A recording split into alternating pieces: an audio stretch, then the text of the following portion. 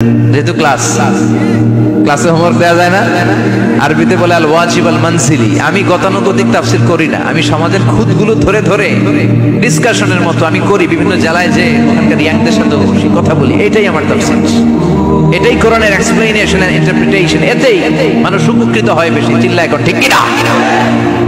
এটা আপনাদের বাড়ির কাজ, মাইথার দিয়া বাসীদের বাড়ির কাজ। হায়াতে আল্লাহ বাঁচায় রাখলে আবার কখনো দেখা হলে জিজ্ঞেস করবো যে মুল্ক মুখস্থ হয়েছে কিনা।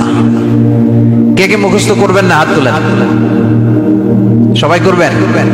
এবার কে কে মুখস্থ করবেন হাত তুলে আমার না আল্লাহর দেখা। আল্লাহ তুমি কবুল করো। আরো জোরে পড়েন আমিন। হাত নামান।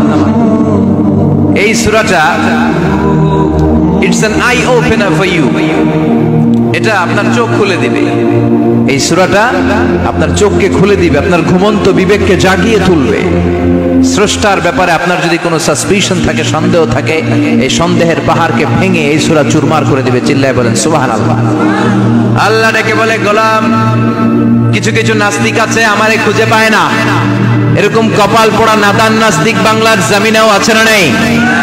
এরা বলে আনসিন ইজ নাথিং, যেটা দেখা যায় না ওইটা মানি না, বলে না? Do you see the air in the atmosphere?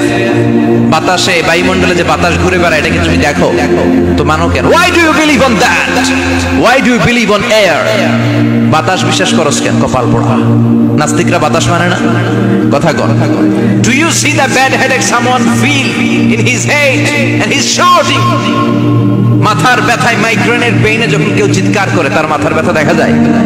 আমার এখন প্রচন্ড মাথা ব্যথা যদি হয়, আপনারা দেখতে পাচ্ছেন তো, নাস্তিকরা কি মাইগ্রেনের পেইন বিশ্বাস করে না?